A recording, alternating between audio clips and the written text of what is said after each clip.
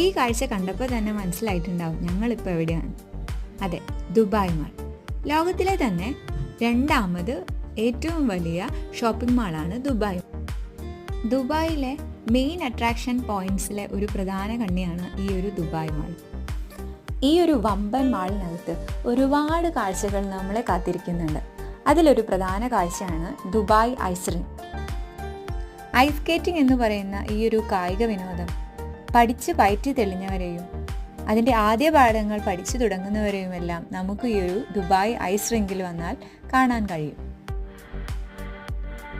ഇനി നിങ്ങൾ ice skating പഠിക്കാൻ ആഗ്രഹിക്കുന്നവരാണെങ്കിൽ അതിനുള്ളൊരു അവസരവും ദുബായ് ഐസ് റിംഗ് നൽകുന്നുണ്ട്.